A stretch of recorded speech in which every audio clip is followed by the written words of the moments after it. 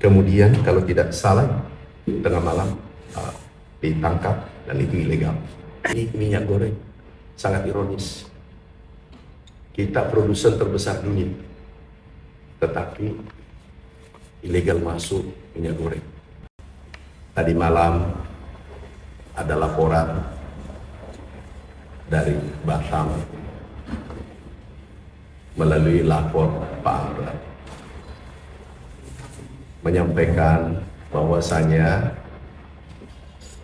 ada beras yang sandar, sementara perjalanan sandarnya jam 11 malam.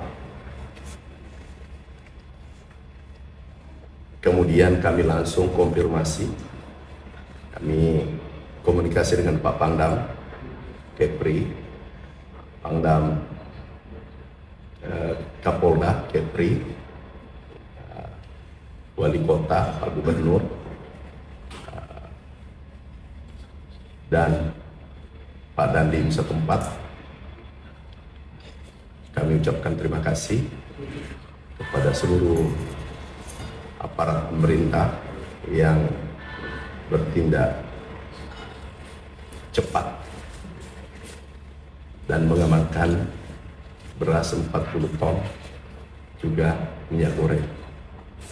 Jadi perlu kami sampaikan, bukan nilai 40 tonnya, tetapi yang kita harus jaga adalah semangat petani kita untuk tanam. Jangan sampai petani kita ada 115 juta orang, 29 juta kakak, itu demotivasi. Sekarang ini motivasinya luar biasa untuk berproduksi, di mana deregulasi yang dikeluarkan Bapak Presiden itu ada 19 regulasi Perpres Impres untuk mempermudah petani kita. Kemudian juga bantuan anggaran, harga pupuk turun 20%, volume ditambah 2 kali lipat. Kemudian benih, bantuan alat mesin pertanian, dan seterusnya. Ini pertama dalam sejarah harga pupuk turun 20%. Sehingga petani kita bersemangat tanam. Hasilnya rencana 4 tahun swasembada, akan swasembada. Alhamdulillah, insya Allah tahun ini swasembada. Nah, ini kita jaga. Jadi dampaknya 1 liter 10 ton, 1 ton dengan 1 juta itu sama psikologinya kepada petani. Petani kita harus jaga itu 100 juta lebih. Ini kita harus jaga bersama. Kemudian juga Bapak Presiden sudah sampaikan bahwasanya ini kita insya Allah swasembada. Tahun 2025 tidak impor lagi. Indonesia di nasional, forum internasional, bahkan di PBB. Ini kita jaga kehormatan bangsa. Jadi bukan lagi bahwa sesuai regulasi atau tidak sesuai regulasi, tetapi ada jauh lebih besar adalah kesejahteraan petani kita. Dan itu tanggung jawab kita semua, menjaga kesejahteraan petani kita. Karena kalau mereka ada motivasi, bisa jadi produksi turun lagi. Karena kalau mereka tidak percaya kita, itu bisa berdampak besar terhadap negara.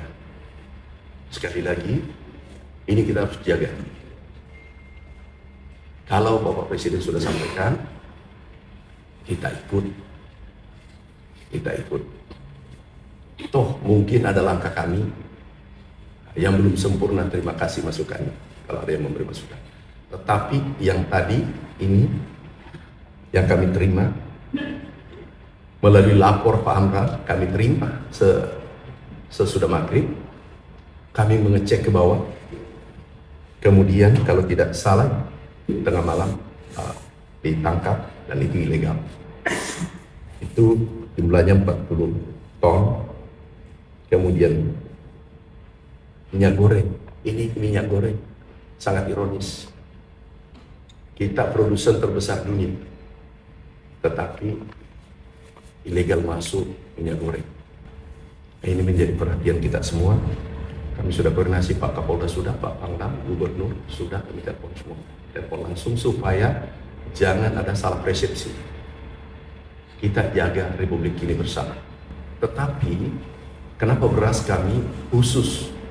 Karena kenapa ini adalah sangat sensitif. Bayangkan kita anggarkan khusus cetak sawah, irigasi dan seterusnya. Mulai Papua Selatan, Merauke, kita mau cetak sawah untuk merebut swasembada. Kemudian Kalimantan Tengah, Kalimantan Selatan, kemudian Sumatera Selatan, kemudian Kepri, kemudian Aceh.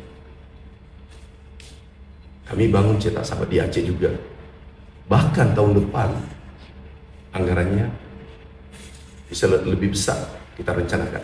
Jadi terima kasih Pak Dadi, Pak Wali Kota, Pak Aster,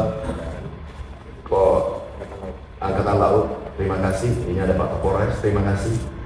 Ini bekerja keras Bapak semua. Jadi bukan saya, kita semua, termasuk media, termasuk teman-teman penjaga, ada Satgas Pangan, ada dari Kementerian, ada Bappenas, ini Pak Dirut Bulog, ada dari Angkatan Laut, Aster Angkatan Darat.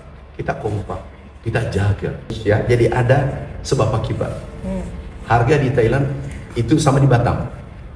Itu laporan aku terima malam itu, harganya 5.700, 6.000 per kilo berasnya. Harga turun di negara lain karena Indonesia tidak impor. Indonesia adalah importir terbesar. Indonesia adalah importir terbesar. Itu 7 juta ton. 2023-2024. Apakah kita mau ulangi lagi itu? Dari harga dunia $650 per ton. Hari ini sekarang $340 per ton. Kenapa? Kita tidak impor dan sekarang menuju panen lagi.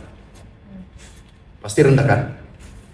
Nah, kami juga sudah dengan Pak Gubernur Aceh sudah diskusi, bahkan kita anggarkan untuk Aceh cetak sawah, irigasi dan seterusnya itu lebih hampir 200 miliar.